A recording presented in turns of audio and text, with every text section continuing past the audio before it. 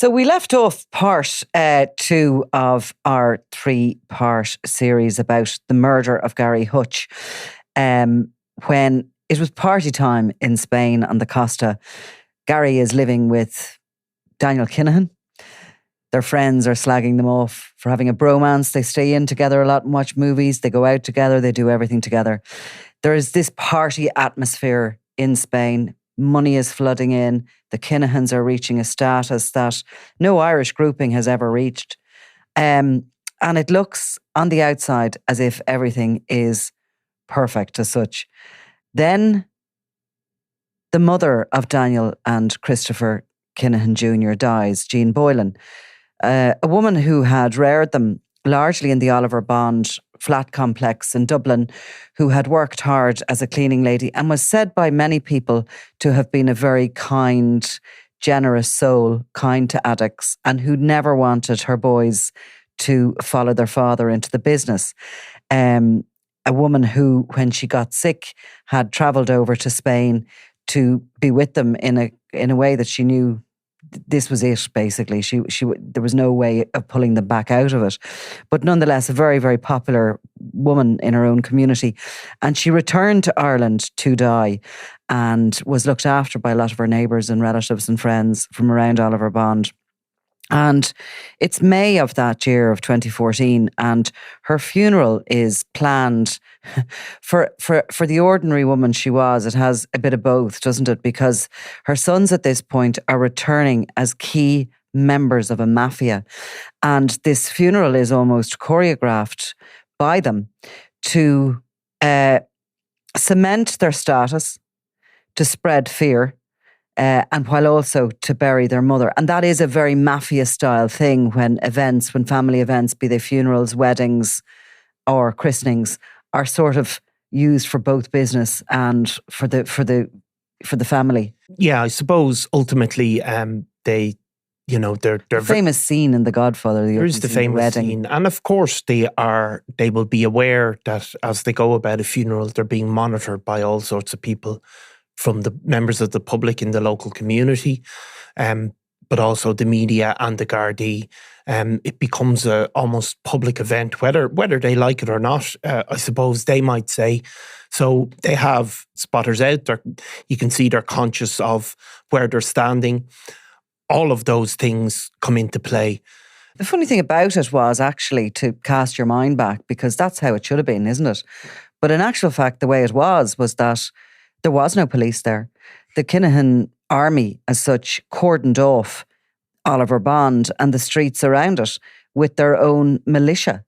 And the only people that were there were actually photographers working for our publication. And they were warned to leave or else. But in the middle of it all, they did stay to record some scenes. And that's why we have some photographs of the event. But in the middle of it all, there was this situation that on the wall of a nearby Russian Orthodox church, and let me remember where the burial was her funeral was in the Augustinian church, I think, near St. John's Lane. But another church near there in the South Inner City in Dublin is a Russian Orthodox church. And as the photographers were out taking what they could of this event and to record the Kinahan brothers' return to Dublin, they managed to snap some photographs of graffiti on the wall in that church, which read, "Gary Hutch, you rat, the rat." Yeah, so this probably shows that somewhere underneath all of it, these tensions had already begun to emerge. Gary Hutch was beginning to fall out of favour. Why that is, it's a matter of speculation, but there's a couple of things that have been put out. Informed theories, we'll call them. Well, let's put them informed theories. The first of them is that it was said that Gary had been going behind the back of the Kinahans and dealing with some English criminals and being involved in drug trafficking there. It was also said that he was also accused of speaking, tipping off somebody to a drug consignment that had been seized. tipping off somebody to involving in the UK, maybe not directly involving the Kinahans, but in some of their drugs, some of the time. And also what was being held against him was something he was alleged to have said to Gardaí in relation to another shooting that had occurred in Dublin. And that was probably not the source of the Kinahans, but it was being used against them. Something that appeared in a book of evidence, I think, in relation to a shooting where Gary Hutch had made a statement. So that was being used as to sort of put this misinformation or disinformation, I suppose, out about Gary Hutch, and he was beginning to fall out of favour. But really, his time, whether that was something that was allowed, was that graffiti allowed to appear? Certainly it appeared that everything else was being tightly controlled. So there certainly seems to have been a theory at that stage. I think we saw later in the feud, and we won't be coming on to this in this series, but graffiti was used as a message, and it was often used in order to encourage people to murder somebody in particular, or to believe that the feud would end if an individual was murdered. Graffiti definitely was used as a tool of war. And at the heart of all that was Kinahan. Now, we'll just remind ourselves that the Kinahans had a MO of spreading misinformation and of putting out stories that could be half believed. Paddy Doyle, wasn't killed by the Russians, even though they put that out, and it formed one of the lines of investigation by police in Spain. Yeah. That there had been a fallout with the Russians. And over the years, they had always spread this information, sometimes through complex stories that were hardly believable.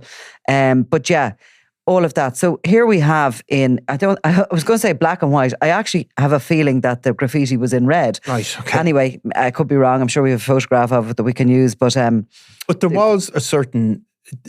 We enter into a period, even though the Kinahans are so dominant and are making so much money, they enter into a period then of, I suppose, committing these internal murders. Well, Gary Hutch has sort of flagged up that this might come in the next few months. Gerard Hatchet Kavanagh would be killed by the Kinahans, and Gerard Hatchet Kavanagh's younger brother Paul would also be executed on the streets of Dublin by the Kinahans. Again, people that were very significant players in their organisation, but were accused of maybe operating separately, or seem to have fallen out over money. And again, there were these campaigns of disinformation put out publicly, both the police sources and through the media as well. That certainly Gerard Hatchet Kavanagh, who was a cousin of Thomas Bomber Kavanagh, and was another one of those major gangland figures to move to Spain in the 2000s, had lived close to the Kinahans, had socialised with all of those people, but Gerard Hatchet Kavanagh probably had been slightly away from the centre of things.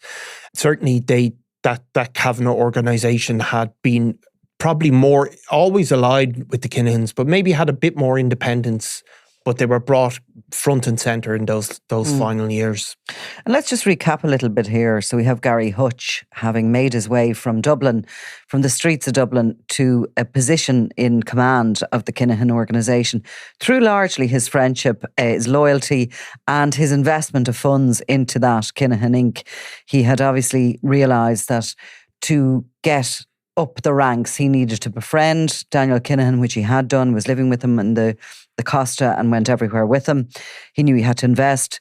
We spoke in the last episode about the 2009 robbery of the Bank of Ireland and the funds that were stolen that time being invested into the Kinahan organisation just in the year or months before Operation Shovel shut them down and seized a lot of their assets and wealth. They were starting again after that as such, very anxious to gain back what they had lost. And I think Gary Hutch was being told again and again that they just needed to get back to where they had been, that his shares as such would be paid out to him, but he needed patience. And he was, I suppose, also looking at that point in time at the new friends that Daniel Kinahan had very much made. Bomber Kavanagh, plus the two Byrne brothers here in Dublin, who were the Irish wing, essentially, of Kavanagh / Kinahan's operation. And they were showing wealth like we had not seen in Dublin since the advent of the Criminal Assets Bureau. They were driving around in very fancy cars. They were actually building sort of hacienda homes for themselves. They were very much openly spending money. And there was a creation of a bit of jealousy and a bit of feeling of wronged by Hutch, as well as the accusations that were levelled against him. We're never really going to get the truth, because you never get the exact truth, I don't believe, in Gangland. I think the truth is a mix of everything. But I think what was happening was Gary Hutch and Daniel Kinahan were falling out of romance. They were falling out of bromance. There was huge sums of money involved. Gary Hutch was also a headstrong person who didn't like being told what to do. And I think there's no doubt that he had other schemes on the go himself. But whether that ever amounted to being an informer or not, exactly, we'll possibly never know. But certainly Daniel Kinahan was, I suppose at that point, fully in charge of that side of the Kinahan cartel. Christy Kinahan has sort of retired from a lot of the day-to-day. If you were to talk about in business terms, Daniel Kinahan was the chief operating officer and was making all the decisions. And he was far more trigger happy than his father had ever been. And he was feeling a huge confidence, and you can see that from the display at the mother's funeral at that point, the way that they were happy to come home in the stretched limos with the designer, everything, and to have done what they did in Dublin city centre, European capital, shut down parts of it by a mafia organisation to facilitate the burial of their mother. The Kinahans returned to Spain, as did Gary Hutch, who was still living between there and the Netherlands, but things were going to get far dirtier, even though Hutch and Kinahan were still living together in a villa in Estepona.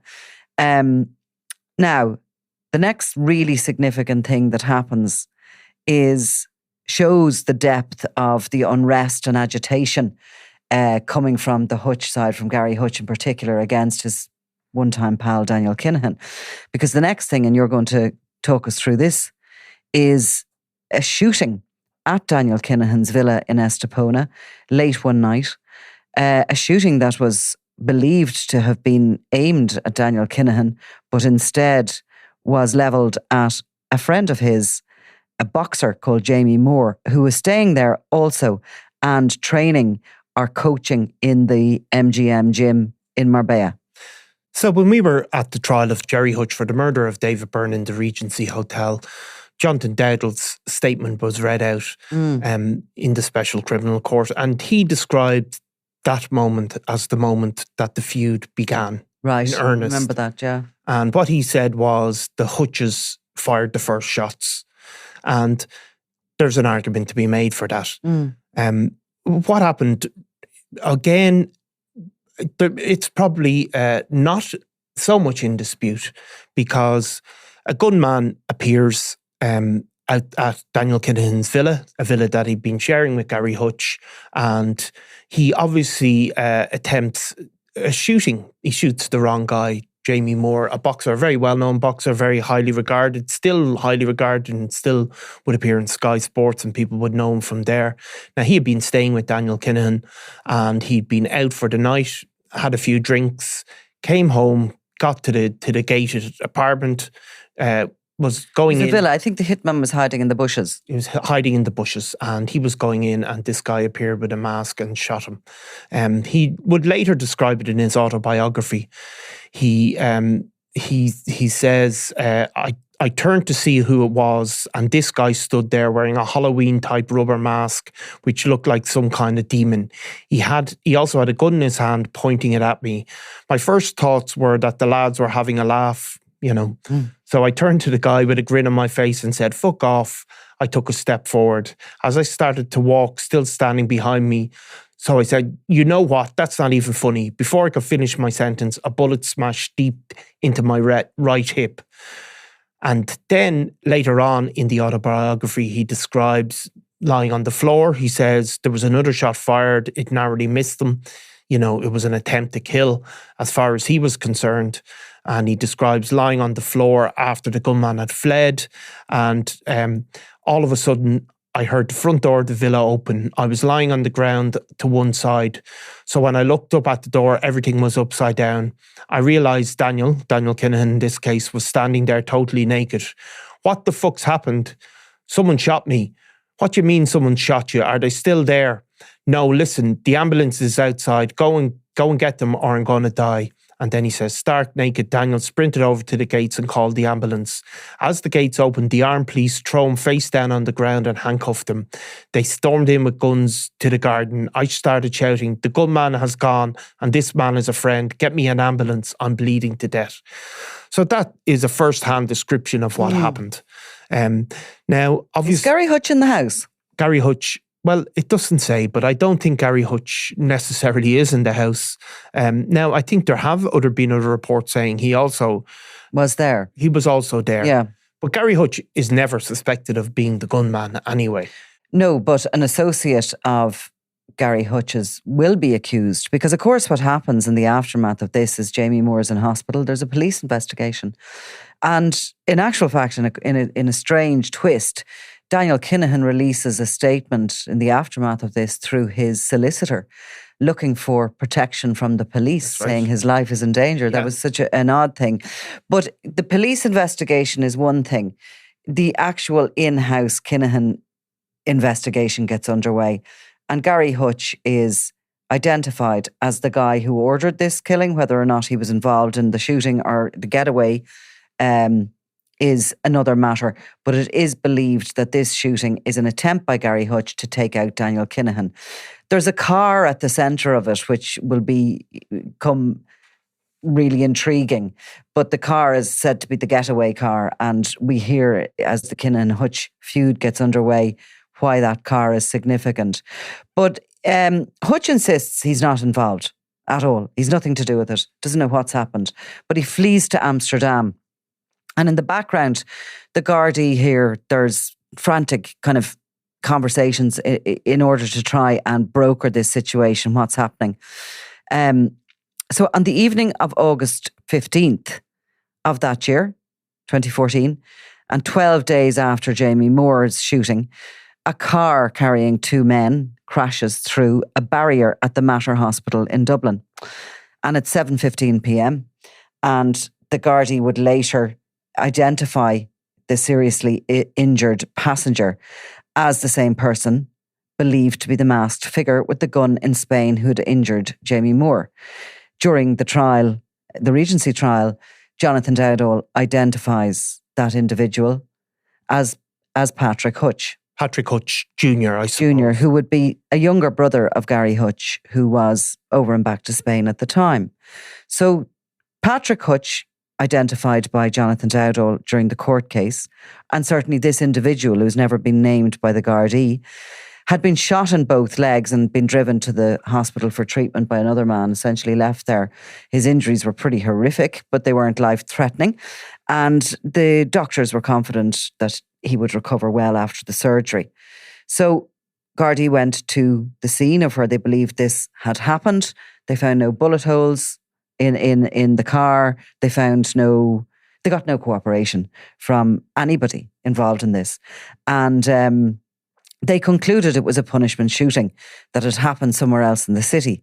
Again, during the Regency trial, Jonathan Dowdall claimed that Daniel Kinahan had personally carried out this shooting on Patrick Hutch. So it's not an uncommon thing. It's actually a very common thing in the north of Ireland. Kneecapping, it's called. Well, it's kneecapping, but it's also kneecapping by appointment.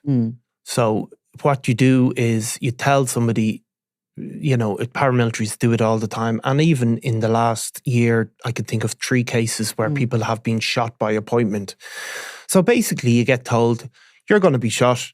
Turn up there in the next 24 hours, you've got an appointment to be shot, and you come along and take your shooting. After probably drinking a bottle of whiskey or something in order whatever. It's a bizarre concept if you think about it, where you agree to take a shooting and you're shot. It's kneecapping, of course. Some people think that involves actually shattering the kneecap and shooting people in the kneecap, which would mean you probably never walk again. Yeah. But it's not. It tends not to be that. It's the hit. Well, you're slightly trusting the shooter to know how to do it properly, that it's a flesh wound as opposed to, they don't hit an artery or Exactly. And they have gone wrong on many occasions where people have been bled out and died as a result. But this is what is believed to have happened. I think it's suggested that it happened somewhere in Drumcondra. And that it was certainly said during the Regency that Patrick Hutch Jr. had been shot personally by Daniel Kinahan by appointment. And this was part of what we were later told ourselves by Jared Hutch that that Daniel Kinahan himself, Daniel Kinahan and Gary Hutch had a sit down to come to an arrangement. Now, before that happened, the kneecapping, as we call it, of Patrick Hutch wasn't enough. Even though that might have been by agreement, that wasn't enough, because later intelligence came into the Gardaí that Gary Hutch in Amsterdam, at this stage hiding out, had been snatched on the street and bundled into a car by 3 guys who drove at high speed through Amsterdam. He believed he was going to be killed. He somehow managed to open the back passenger door and threw himself out, rolling between vehicles before sort of getting up and running for his life. It was like a sort of a scene out of the the Bourne Identity, where you have Matt Damon taking on the role of Jason Bourne and doing things like that, rolling out of, speeding cars. But it's bad. And the Hutches realise that they're looking to kidnap and kill Gary, that they have done this to Patrick. I think events in Spain and the Netherlands are heating up, and the Hutches realise that they need, I think Gary Hutch big time realises he needs help, and he reaches out for the family godfather, for his uncle, Jerry the Monk Hutch. Yes. So, the world of gangland, as we've spoken about before, there's a load of contradictions in it. I mean, one of the contradictions is that it has to be very trusting, because most of it is done by credit. So you're relying on people that are, killers and drug dealers, but you trust them to pay their bills. And so there's a contradiction in that. Honour amongst thieves, as they say. Well, exactly. And that's the other contradiction, that because you're not going to get a solicitor, or you're not going to get a court order, or you're not going to, be able to complain to the press ombudsman or whatever it is, any of those sort of bodies, your word still matters. And while we speak every week about people double-crossing and betraying, certainly explicitly in the world of gangland, your word is meant to be your bond, because it has to have a currency. So because that is meant to be the way it is, and that is what they all want to believe it is, these deals are struck. And they're, incredible sort of deals can be struck where people have killed each other's families, and, but you give your word that this is settled. The other person gives the word that are settled. Compensation payments are paid, and everybody in theory sticks to it. And we know it doesn't always work like that. But that actually is a feature of the underworld, not just in this country, but, across all underworlds, because there is nothing else to hold things in place. So they reach out to Jared Hutch, because Jared Hutch, whatever way he's a diplomat. Yes, and whatever way you want to view the man, he would be regarded in that world as being somebody who is old school, and if he gives his word, he's going to stick with it. And people will say that about him, and say it about other figures as well, and that is since he's a kid. He's lived off that and abided by that. And he's had to give his word in other situations where people he might know really well have been killed. And he's had to accept these rules that we can't even fully understand, where, but one of them is he can be approached by Gary and by Daniel Kinahan because he is a man of his word, or perceived to be in that world. And maybe we should just let him pick up the story here just briefly, as he tells us how he organised a meeting between Daniel and Gary. Gary's living in Spain with Daniel. Gary's living in Spain with Daniel Kinahan and whoever else they're associating with. And it appears a boxer got shot. Moore. Jamie Moore, yeah. Moore, the boxer. He got shot. And in the heat of the hunt, Gary got the blame for it.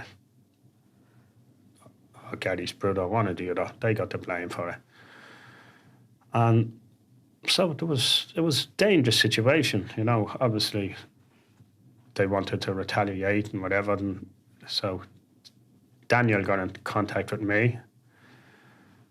And because I think Gary was gone. Gary got offside or whatever.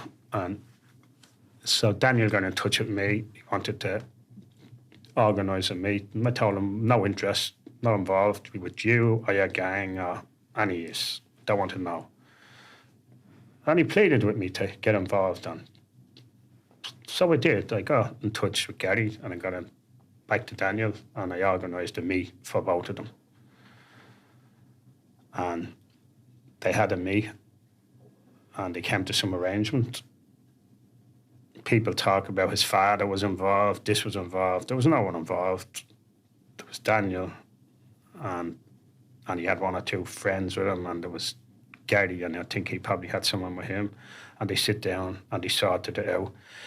To the fine detail of it, I don't know, but they gave each other the word. They came out and they were talking to me then. They said, we're at to coming to a conclusion, shook hands, and we're moving forward, we're going our own way. And that was fine, so it was sorted. I was in the middle, mediating, put the two of them together, didn't listen to their conversations or anything, and they sorted it. There was talk of money being paid, or this or that. I don't know to the full extent. And that was the deal done. And then Gary gets killed then a couple of months later. And then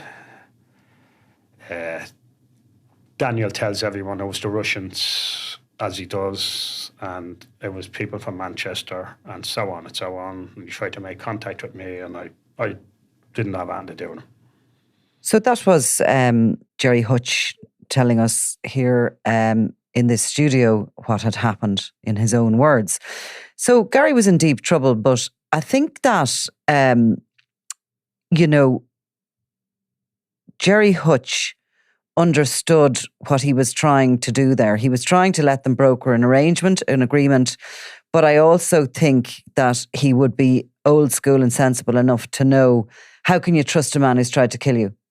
Yeah. How can you ever accept their word? How can you ever accept their commitment to never doing it again? And I think he probably understood that anything could happen, even though this arrangement, he doesn't tell us how much was, agreed to be paid. He claims not to know. I think the figure was 200,000, and the money was clearly paid over. But he's somewhat out of it at that stage, because I don't think he would have believed it was safe for Gary to return to Spain, but that's exactly what he did.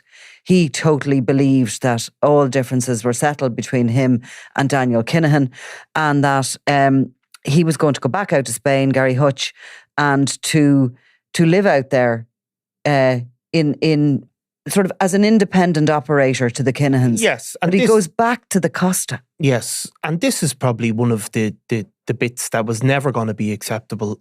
He wasn't giving up crime and going to live in a monastery in Thailand or something. He wanted to get back into business. And there is no doubt that Gary Hutch had developed a huge amount of contacts and wanted to, could have at least been something of a rival, I think, to the Kinahans.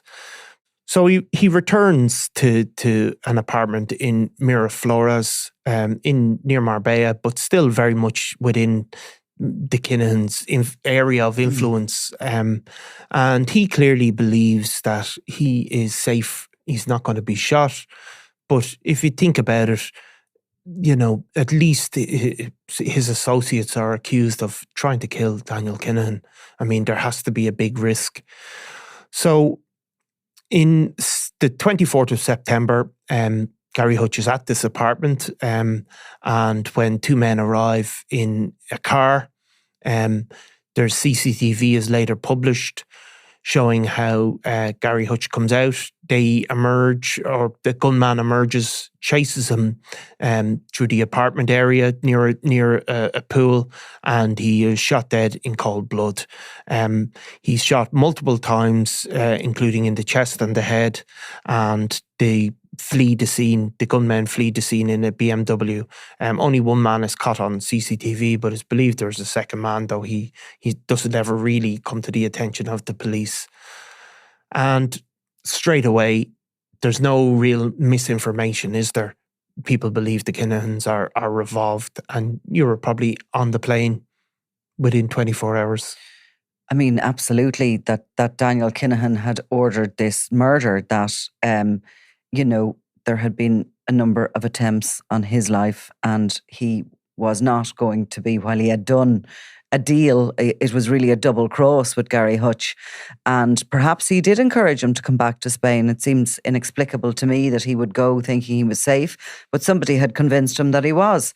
I was on the plane within 24 hours heading for Malaga, right? And there's an early flight out of Dublin. I mean, this was a huge story. Gary Hutch had been shot dead. This was an enormous story. Given the significance of him within the Kinahan organisation, given the significance of him within his family, and all that we've spoken about over these past 3 episodes, this was something that was going to rock the criminal underworld. I mean, this is where sides have to be taken. This isn't tit for tat accusations at one another. This is an absolute cold-blooded murder. So I was going out to Spain to investigate what had occurred, try and scratch around, see what I could find out. And I arrived at Dublin Airport for that 7 a.m. flight to Malaga. I think it was certainly the red eye. And we're a bit crooked, myself and the photographer. We get a cup of coffee, we sit down, we don't really speak to one another, we just sit there. And there's just something caught my eye, corner of my eye. And it was the queue that was gathering for the business class seats. And there was just 3 people in it who just didn't seem right to me. And I looked and I saw one big guy, didn't look unlike Liam Rowe. Yeah. Big burly fella in a Canada Goose jacket zipped up, and the zip was, stretching. Yeah. There was a kind of a younger girl with very done up nails, a lot of designer kit hanging off her, but with the names very big on it. Yeah. And then I looked and I locked eyes with the third guy, who was Daniel Kinahan. Yeah. And he was on my flight to Spain. Yeah. And we both I just sort of stood my ground. What can you do? He had a big, huge watch on his arm. He had a Louis Vuitton leather sort of carry-on baseball cap down over his eyes. And as I stood there, I just said to myself, and this is his alibi. He wasn't even in the country. No, and this is a great tradition. Actually, somebody was talking to me about Mr. Flashy there recently, and they said, he used to always, if something was happening, a crime was happening, he'd always appear in a shop under CCTV. And it's been done since, for many, many years, where... Was it the general who used to go in? Martin Cahill used to go in. Police station. Yeah, and as a crime was occurring. So he would have the greatest alibi of all, yeah. So obviously Daniel Kinahan is not in Spain. He's out of the country. He's in Ireland when this is happening. And so we get on the plane, like we board, and we're how many miles up in the sky? The 2 of us. And you're not in business class. I was not in business class, I can tell you. Our budget's never stretched to that. But I was kind of curious because, it was going around my head, okay, we didn't have definitive proof, but it was pretty clear that Daniel Kinahan had ordered the murder of Gary Hutch, who was once his best friend, who he once shared a home with. They shared everything. Yeah. And they were really, really close friends. And I kind of thought to myself, I know this is business and I know this world is very different to ours, but he mustn't be feeling great today. He might have fallen out with this guy, but he's dead. Like he's murdered. And, of course, Gary Hutch had children and, relatives who loved him and was a well-regarded human being by many. So I just got up and I went over to the little curtain that you can peek through to look in to see how Daniel Kinahan was. I don't know what I was expecting, but I wasn't expecting what I saw. And he was sat back in this huge, big, comfortable looking armchair, and he had the hat off and it was sort of swirling around, and he was on his phone, going through pictures or something like that on his phone. He was laughing, maybe he was watching something, I can't remember, but he was really, like, he was enjoying this flight. Yeah. And there was a big grin on his face. As we went to get off, of course, because he's business class, he gets off first. We made our way down as sort of quickly as we could just to see where he was going, what was happening. And he was met at the airport by this guy around the same age as him. They kind of, hugged and joked and punched one another and ran off down the stairs and out to it looked like a victory, sort of arrival type thing to me. And you know what? I think if it had been left at that, if the Hutch organisation had sucked it up, that Gary tried to kill him, so he shot him dead, that it was business, everything would have ended there. Yeah. But of course it didn't.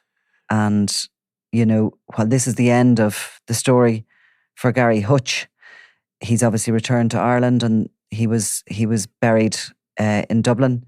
His mother actually called for no further violence at the funeral. Yes, I mean, and no revenge. No, his mother said at the funeral, she told the mourners, "We don't want retaliation." She said, "We don't wish our pain on any other family. I let God be our judge," she said. But I suppose when we were there, obviously at the funeral, a photographer was outside, but you can see some of the trouble is brewing by certainly one of the people carrying the coffin is a guy called James Mago Gately, who'd grown up just down the road from the Hutches, had been friends with him the whole way through. And James Mago Gately had, would ultimately side with the Hutches against Daniel Kinahan, who had been a close pal of and somebody highly regarded by the Kinahan organisation. So the trouble, even at that point, while Gary Hutch's mother is calling for no retaliation, there are people with other plans in mind. For sure. Okay, Niall. Thanks, Nicola. I'm Nicola Tallant and you're watching Crime World, a podcast about criminals, drugs and the underworld in Ireland and across the globe. Make sure you subscribe to our channel and turn on notifications so you can be the first to watch all our latest episodes. You can also listen wherever you get your podcasts.